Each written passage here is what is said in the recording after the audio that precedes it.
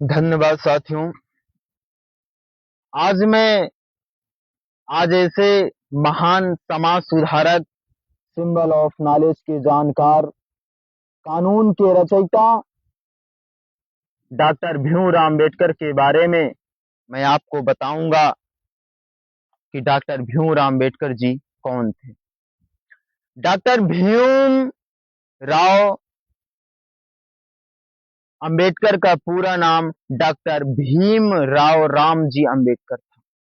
अगर इनके जन्म के बारे में चर्चा करें तो इनका जन्म 14 अप्रैल 1891 ईस्वी में हुआ था और इनके जन्म स्थान के बारे में अगर चर्चा करें तो इंदौर और एमपी माहू नामक ग्राम में इनका जन्म होता है। इनके पिता का नाम रामजी राव अम्बेडकर था और इनकी माता का नाम भीमाबाई इनकी माता का नाम था और इनकी माता ब्रिटिश सेना में मेजर थी। इनकी माता भीमाबाई इनकी माता का नाम था और वो ब्रिटिश सेना में मेजर के पद पर थी। अगर इनकी पत्नी के बारे में चर्चा करें तो इन्होंने 2 शादियां की थी। प्रथम पत्नी का नाम था रामाबाई और दूसरी पत्नी का नाम था सविताबाई। इन्होंने 2 शादियां की थी और इन्होंने हमारे समाज के लिए कार्य किया है और इनका मैं बहुत आभारी रहूंगा। अगर इनके बारे में शिक्षा की बात करें या शिक्षा पर अपना प्रकाश डाले, इन्होंने बीए किया था, एमए किया था, पीएचडी किया था, एलएलबी किया था, एमएससी किया था, डीएससी किया था।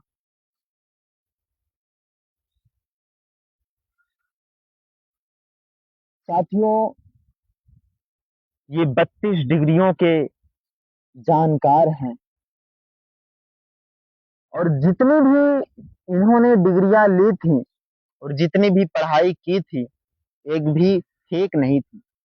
और आज के जीवन में लोग कहाँ पढ़ाई करते हैं। इन्होंने हमारे अगर ख्याल से अगर हमारा विचार यहाँ तक पहुँचता है, इन्होंने अगर अपने जिंदगी में कुछ किया है तो पढ़ाई किया है, क्योंकि 32 डिग्रियों का कुछ मतलब होता है और हर डिग्री में समय लगता है, आपको भी पता होगा। ये 9 भाषाओं के जानकार थे। इनको 9 भाषाओं के बारे में अच्छी खासी जानकारी थी। इनके जन्म का नाम था भीमराव और इन्होंने एक नारा दिया था, शिक्षित बनो, संगठित रहो और संघर्ष करो। शिक्षित बनो, संगठित रहो और संघर्ष करो। देखो, इनकी अगर जाति हम के बारे में हम चर्चा नहीं करना चाहते और आप सभी लोग को पता होगा, क्योंकि जाति और धर्म 2 शब्द मुझे बड़ा अटपटा सा लगता है अगर किसी व्यक्ति की जाति और धर्म पूछा जाता है तो।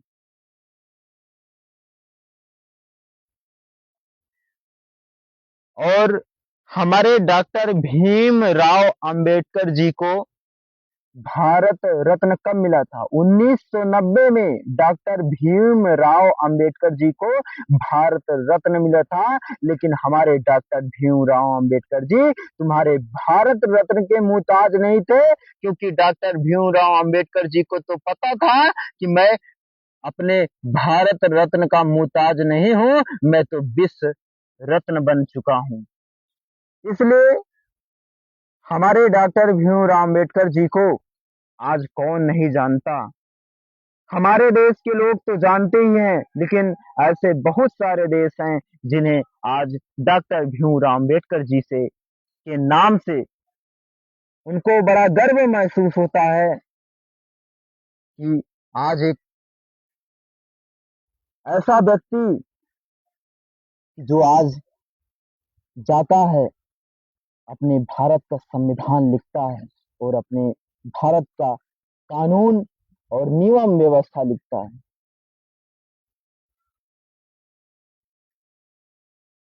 हमारे डॉक्टर भीमराव अंबेडकर जी ने कहा था कि मैं पैदा तो हुआ हूं हिंदू धर्म में, ये तो मेरे कर्म की बात। डॉक्टर भीमराव अंबेडकर जी ने कहा कि मैं पैदा हुआ हूं हिंदू धर्म में, ये तो मेरे कर्म की बात थी, लेकिन मैं मरूंगा हिंदू धर्म में नहीं। इन्होंने 1956 में इन्होंने बौद्ध धर्म अपना लिया, क्योंकि हमारे डॉक्टर भीमराव अंबेडकर जी पैदा हुए थे हिंदू धर्म में, लेकिन उन्होंने, मैं इस बात से गर्व हूं कि वे हिंदू धर्म में मरे नहीं, उन्होंने 1956 में बौद्ध धर्म अपना लिया। और बौद्ध धर्म एक ऐसा धर्म जो मूर्ति पूजा पर विश्वास नहीं करता। बौद्ध धर्म एक ऐसा धर्म जो मूर्ति पूजा पर विश्वास नहीं करता। और बौद्ध धर्म का ये मानना है कि कर्म ही पूजा है, वर्क इज वर्शिप, मतलब कर्म ही पूजा है। आप जो कर्म करेंगे उसका फल आपको जरूर प्राप्त होगा। क्योंकि डॉक्टर भीमराव अंबेडकर जी को पता था, क्योंकि हम झूठ बोलकर भीख नहीं मांग सकते, क्योंकि हम झूठ बोलकर भीख नहीं मांग सकते, मैं जो बोलूंगा वो सच्चाई बोलूंगा, और जो सच्चाई होती है वो सभी को खटकती है बात। 1936 में इन्होंने स्वतंत्र लेबर पार्टी की स्थापना की। हमारे डॉक्टर भीमराव अंबेडकर जी 1936 में स्वतंत्र लेबर पार्टी की स्थापना की साथियों। और मैं जितने भी हमारे आज अर्थशास्त्र पढ़ रहे हैं, मैं उनको भी बताना चाहता हूं कि भारत में कोई माई का लाल ऐसा नहीं था कि जो अर्थशास्त्र की पहली डिग्री ले ले। और डॉक्टर भीमराव अंबेडकर जी एक ऐसे व्यक्ति थे जिन्होंने अर्थशास्त्र की प्रोफेसर की डिग्री लिए थे। और इनको अर्थशास्त्र की प्रोफेसर डिग्री लेने वाले प्रथम भारतीय हमारे डॉक्टर भीमराव अंबेडकर जी का नाम आता है। हमारे भारत में कोई माई का लाल पैदा नहीं हुआ कि जो अर्थशास्त्र की प्रोफेसर डिग्री प्रथम में ले सके, लेकिन डॉक्टर भीमराव अंबेडकर जी आज अर्थशास्त्र की प्रोफेसर डिग्री लेने वाले, भारत के प्रथम अर्थशास्त्र की डिग्री लेने वाले पहले भारतीय थे। आज जो अर्थशास्त्र पढ़ रहे हैं उनको इस चीज के बारे में जानकारी होनी चाहिए। अगर इनके मृत्यु के बारे में चर्चा करें साथियों, तो 6 दिसंबर 1956 ईस्वी में नई दिल्ली भारत में इनकी मृत्यु हो जाती है। और मैं यही आपसे कहना चाहता हूं कि आज हमारे देश में एक ऐसा मसीहा जन्मा था कि आज इनको पूरी दुनिया जानती है साथियों। और मैं सभी से कामनाएं करता हूं कि अपने इतिहास को पढ़िए आप, और जिस दिन आप अपने इतिहास को पढ़ लेंगे उस दिन कभी झूठ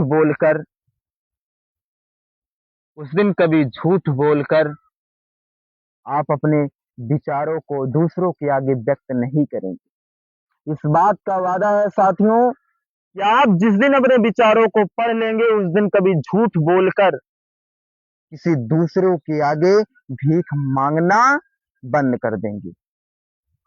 इसलिए मैं कहता हूं हर व्यक्ति को अपना इतिहास जानना चाहिए, और उन्हीं के उपलक्ष्य में और उन्हीं के प्रेरणा मार्ग में मैं एक मूवी का नाम बताता हूं, और आप लोग देखिएगा जरूर।